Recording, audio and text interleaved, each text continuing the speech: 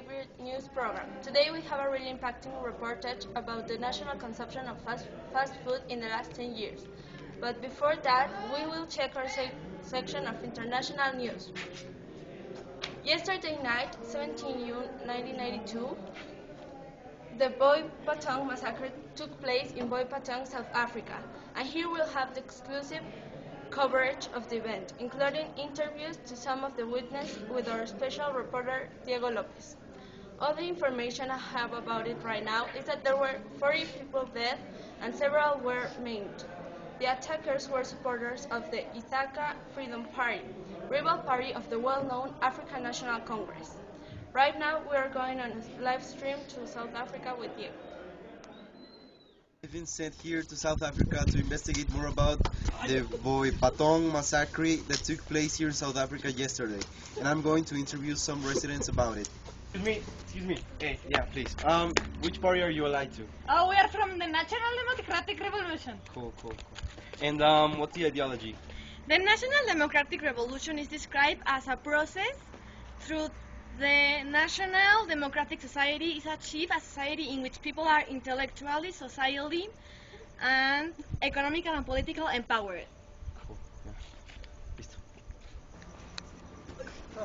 Hey. And what about you? I'm from the Inkatha Freedom Party, which is actually the opponent of the National Democratic Revolution.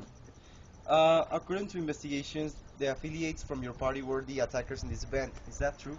Absolutely not. It was the South African police force in cooperation with the IFP, the ones who had organized the raid. The South African government and several other political groups are negotiating in the Congress for a democratic South Africa talks. Another shocking news is that shortly after the massacre, it was claimed that the South African police force, in cooperation with the IFP, had organized a raid, and the ANC consequently stepped out of the negotiations. It is also suggested that the raid formed part of the activities of the South African Defence Force, Operation Marian.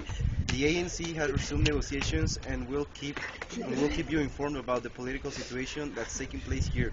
But by now, all I can say is that the government of South Africa insists that it was Inkatha Freedom Party fault, obviously because it's the opponent party of the current one. Thank you. Diego, as we could see, the armed men were affiliated to the Inkatha Freedom Party, and observers suspect that the attack was aimed at undermining the delicate process of negotiations between the Nationalist Party government and the African National Congress.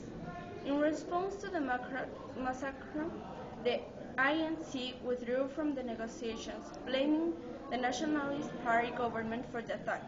But in my opinion, the South African police no longer know the difference between protecting people and generating propaganda.